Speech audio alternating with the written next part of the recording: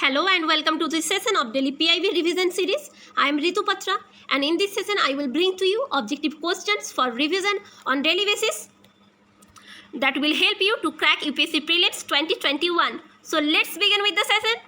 Today's first question is about Jal Jeevan Mission. Consider the following statement. Statement 1. It aims to supply water to every rural household through functional household tap connection, that is FHTC by 2024. Statement 2. The mission is completely funded by the central government. Now, which of the statements given above is or are correct? Statement option A, 1 only. Option B, 2 only. Option C, both 1 and 2. And option D, neither 1 nor 2. So yeah, the correct option will 1 only, because its aim is to supply water to every rural household through functional household tap connections by 2024. This is correct.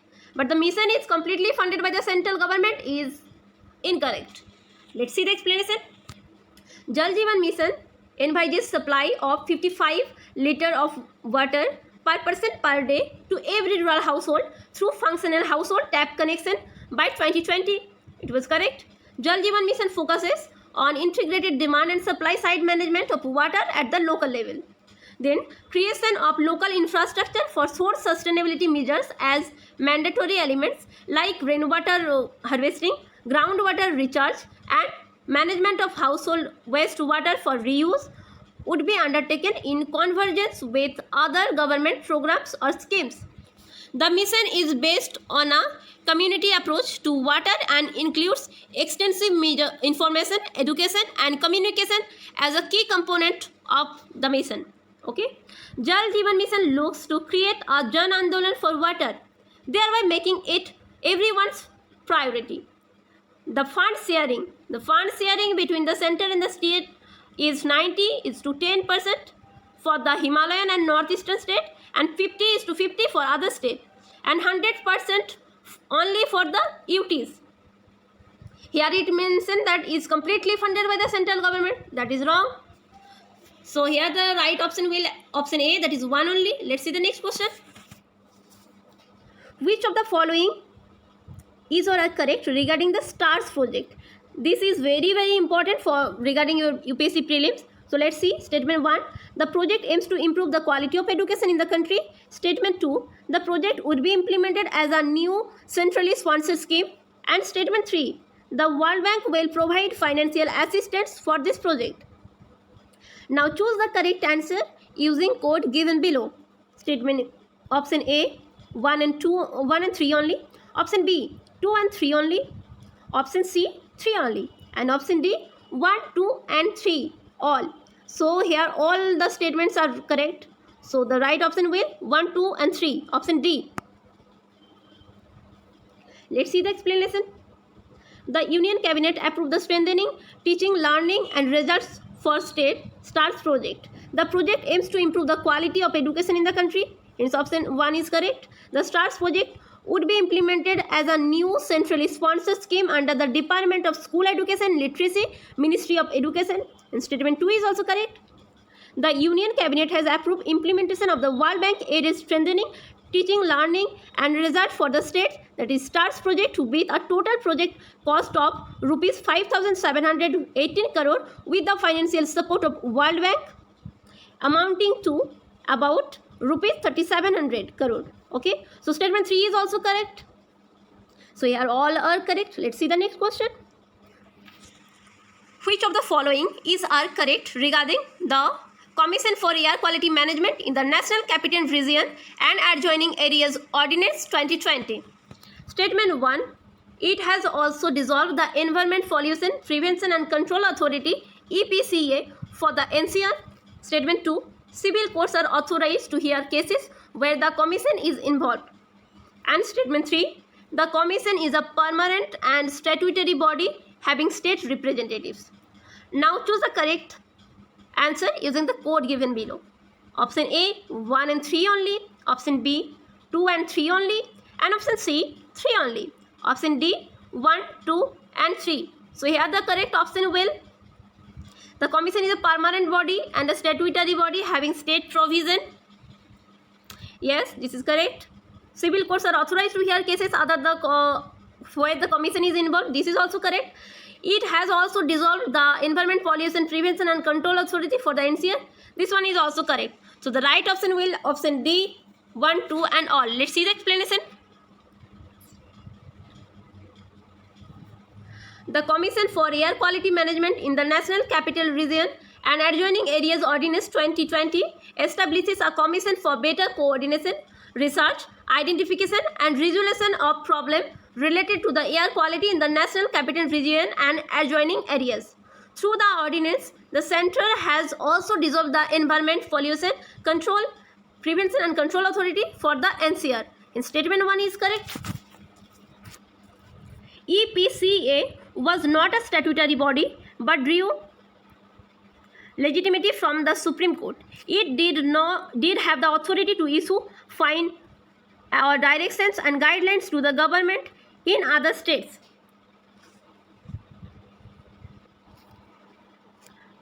However, it had no state representatives, just 2 permanent members.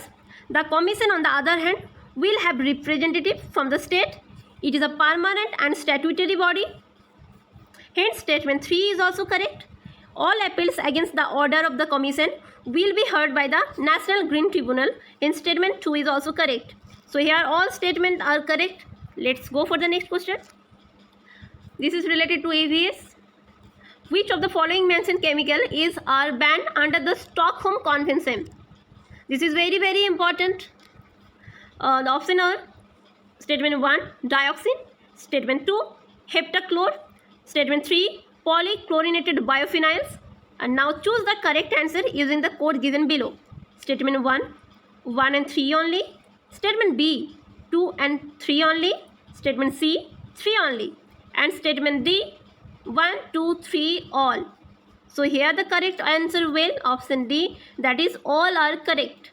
Dioxin, heptachlor, polychlorinated biophenyls, all are the chemical mentioned in the Stockholm Convention that are banned.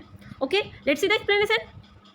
Union Cabinet ratified a ban of 7 persistent organic pollutant, that is POPs, listed under the Stockholm Convention as chemicals hazardous to health and environment. The Stockholm Convention is a global treaty to protect human health and environment from POPs, that is persistent organic pollutant. The convention calls to ban 9 of dirty dozen chemical. Key POPs limit the use of DDT to malaria control, the curtail inadvertent production of dioxin and furans.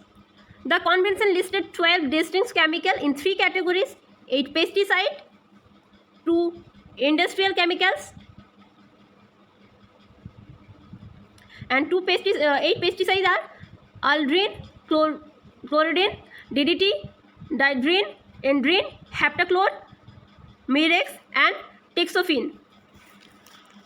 And the industrial chemical are polychlorinated biophenyls and hexachlorobenzene. Okay, 2 unintended byproduct of many industrial process involving chlorine, such as waste, incineration, chemical and pesticide manufacturing, and pulp and paper bleaching, that are polychlorinated dibenzo P-dioxin and dibenzofurans, commonly referred to as dioxin and furans. Hence option D is correct. Here all options are correct. Let's see the next question. Consider the following statement. Statement 1, targeted long-term repo operation is a tool that lets bank borrow fund from the RBI.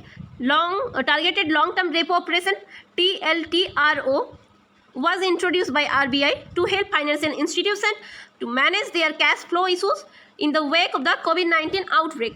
Now, which of the statement given above is or are correct? Option A, 1 only. Option B, 2 only. Option C, both 1 and 2. And option D, neither 1 nor 2. Let's see the explanation. Targeted long-term repo operation is a tool that lets bank borrow 1 to 30 years fund from the RBI at the repo rate. So statement 1 is correct. And RBI at the bank could access the funding and use it to invest in investment grade corporate bond, commercial paper and debentures. The TLTRO was introduced by the RBI to help companies, including financial institutions, to manage their cash flow in the issues in the wake of COVID-19 outbreak. So statement 2 is also correct. So here the option is both are correct. Let's see. With reference to the National Pension Scheme, that is NPS, consider the following statement. Statement 1. The NPS is a contribution-based pension scheme mandatory for all central government employees and their autonomous bodies. Statement 2. The NPS is regulated by the Pension Fund Regulatory and Development Authority, that is PFRDA. Which of the statement given above either are correct? Option A, 1 only. Option B, 2 only. Option C, both 1 and 2 are correct. And option D, neither 1 nor 2. So here the correct option is 2 only correct. Because statement 1, NPS is a contribution based pension scheme mandatory for all central government employees and their autonomous bodies. This is partly incorrect because the armed force is outside of this. Okay, so let's see the explanation. The central government has introduced the National Pension Scheme with effect from January 1st, 2004, except for armed forces. The National Pension System Trust, NPST, established by PFRDA, that is Pension Fund Regulatory and Development Authority, is the registered owner of all assets under the NPS, and the NPS is a contributions based pension scheme mandatory for central government employees and their autonomous bodies except armed forces. Okay, that's why option 1 is incorrect. Then the state government and their autonomous bodies also adopt the NPS architecture on different occasions for their employees. The NPS is regulated by the Pension Fund Regulatory and the Development Authority. So statement 2 is also correct. So here the right option is option B, that is 2 is only correct. So these are all for this session. I will bring back with a new session tomorrow. So let's watch, let's keep study, stay safe, and do like, share and subscribe my YouTube channel Easy Education. Thanks for watching the video.